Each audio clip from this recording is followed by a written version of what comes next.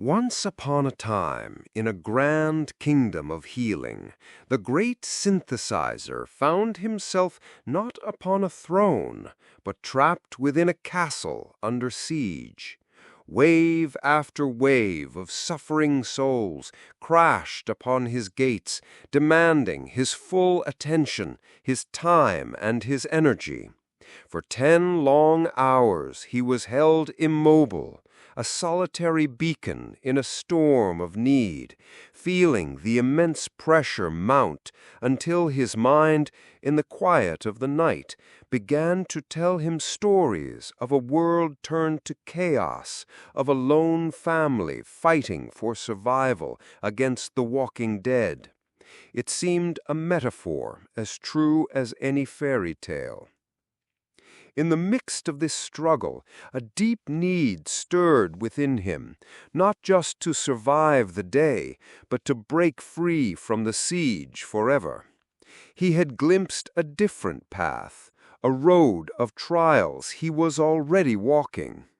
His carriage of choice was not the sleek, magnificent war-horse that his friends rode, a beast of glittering debt and hollow prestige, but a humble, old chariot of true freedom, a vessel that moved with quiet purpose. This was the first trial, to choose a path of genuine, quiet independence over the loud, burdensome expectations of others. The journey was not without its internal storms.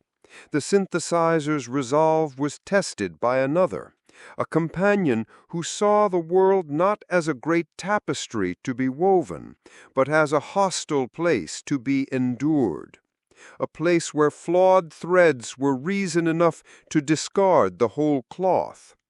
And in this moment a great truth was found. A truth whispered from a sage of old, one who had once built a world with his bare hands.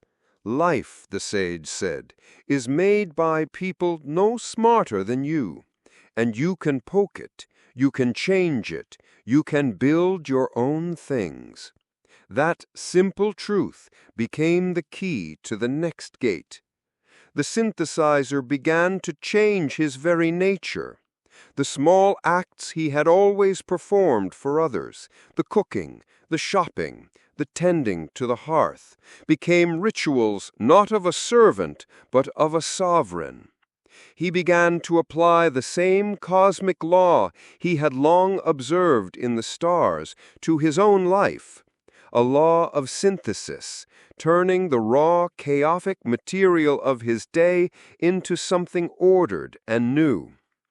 He saw the very challenges that had once drained him, the arguments, the physical pain, the mental overload, all of it not as problems to be lamented, but as raw materials for a greater work.